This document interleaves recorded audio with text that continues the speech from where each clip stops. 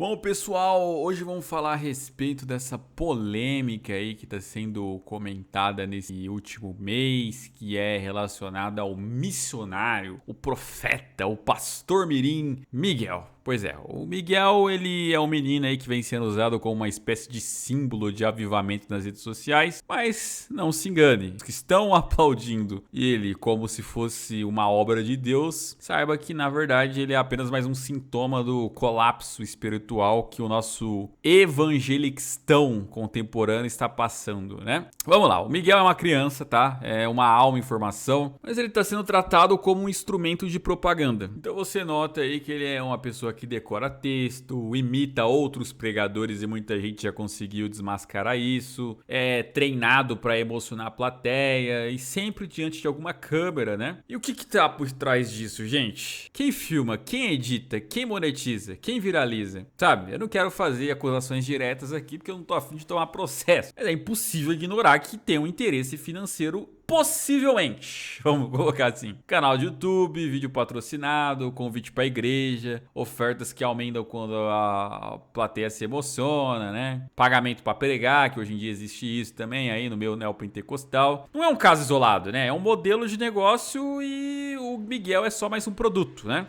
E assim, esse tipo de manipulação religiosa, ele é típico da teologia da prosperidade, né? Ela transforma tudo em moeda espiritual. Então, a fé, ela vira um investimento, o culto vira comércio, as pessoas meio que são uma espécie de ferramenta de arrecadação, né? E aí a figura da criança é poderosa, né? Ela desperta aquela compaixão, emoção, doação, né? E é claro que os líderes sabem disso. A pergunta que a gente tem que fazer não é por que isso emociona, mas quem que lucra com isso, né? Porque isso é um abuso disfarçado de ministério. É você vender a imagem de piedade para encher bolso. E não é a primeira vez na história, né? Por exemplo, muita gente fala, olha, vamos voltar então pro catolicismo, porque lá é mais organizado, lá não tem isso, né? Assim, gente, desculpa. Essa exploração da fé infantil e da emoção coletiva não é novidade. A Igreja Católica, historicamente, lá na época medieval, usou exatamente esse tipo de recurso. Relíquias de santos de crianças, né? Supostos milagres negados a inocentes. Você tem as procissões com crianças para promover a população de justificar a indulgência. Apelo emocionais com imagens de Maria e Jesus criança, como forma de controlar os fiéis e levantar fundos. Durante a venda de indulgências, que só por aí já mostra, né, que não tem muita moral para criticar a teologia da prosperidade, as emoções na época, elas eram manipuladas ao extremo. Você não quer tirar sua mãe do purgatório? Então doa. Não tem isso registrado em livro? Então hoje a pergunta implícita é, você não vê que até uma criança prega melhor que você? Doe. Não é diferente, é parecido. Só mudou o formato, né? Antes era sinos, era latim, agora você pega no celular e TikTok, né? E assim, a igreja, a verdadeira igreja, ela não se alimenta de espetáculo e nem de exploração. Ela prega Cristo, o crucificado, o ressurreto, suficiente. Ela forma homens e não estrelas, não superastros, né? Ela cuida de crianças, ela não transforma elas em produto. E sim, as crianças podem e devem aprender a Bíblia, mas isso é formação, não é exposição pública. É discipulado no ar, não em performance de multidões. Então assim, não se engane, diante desse caos, muitos olham aí e pensam,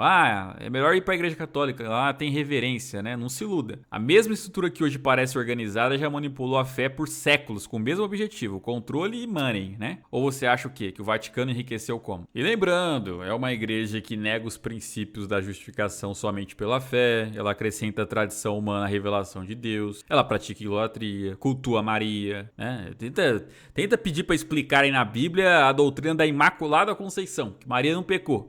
Tenta. Então, culto a santos. Então, não é porque o protestantismo em sua ala neopentecostal virou um circo que a idolatria romana se torna aceitável, né? A solução não está em Roma, está de volta para a palavra, está de volta à escritura, só a escritura. A reforma não é nostalgia, a reforma é um arrependimento. Lembrando que não é só isso que temos de problemas, né? A gente nota aí que existem diversas seitas, igual as que eu tento combater aqui, como por exemplo a mensagem de William Branham, né? E aí você tem, por exemplo, outras teologias, como lá na outra ponta, teologia da libertação. Essa aí faz o quê? Tenta usar o evangelho como uma desculpa para uma revolução social. Então Jesus Cristo deixa de ser salvador e vira símbolo de luta de classes ali. Militante revolucionário, né? O púlpito acaba virando palanque, a cruz é substituída por punho fechado. É outra forma de exploração também, só que agora ideológica. Aí você vai ver aí esses Caio Fábio da vida, Ed René, Júlio Lancelotti aí, e boa parte, maioria, dizem, dos padres católicos são adeptos à teologia da libertação, pelo menos isso aqui na América do Sul, né? E aí, gente,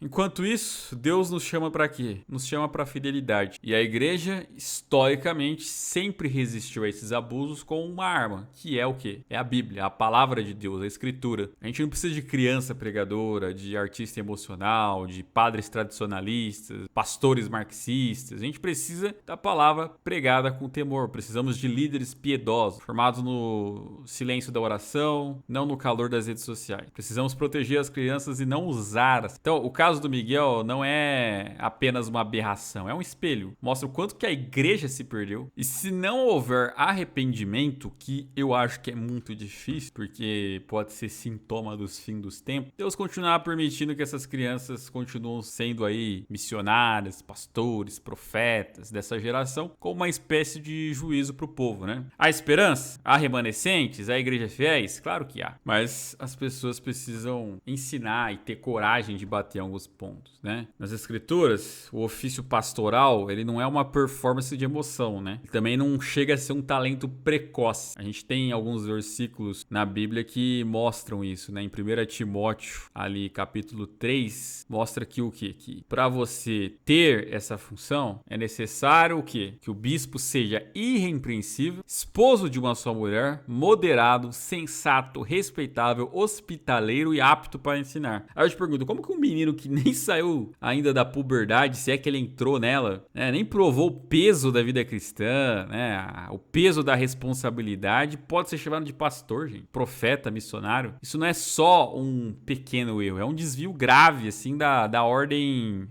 eclesiástica. Então, assim, todos esses critérios que exigem para alguém ocupar essa função, nada disso se aplica a uma criança. Quando a igreja celebra esse tipo de pastor mirim, ela distorce completamente o ministério pastoral e ela reduz tudo a um teatro. Algo que o neopentecostalismo já faz há anos com seus shows da fé. Então, se você é cristão e não compactua com essas coisas, com essas práticas, por favor, não fique calado. Você tem que se manifestar na sua família, nas suas redes, seus amigos, com outras pessoas. Exponha o erro, corrija em amor e permaneça. Cristo não precisa de estrelas mirins, ele precisa de servos fiéis.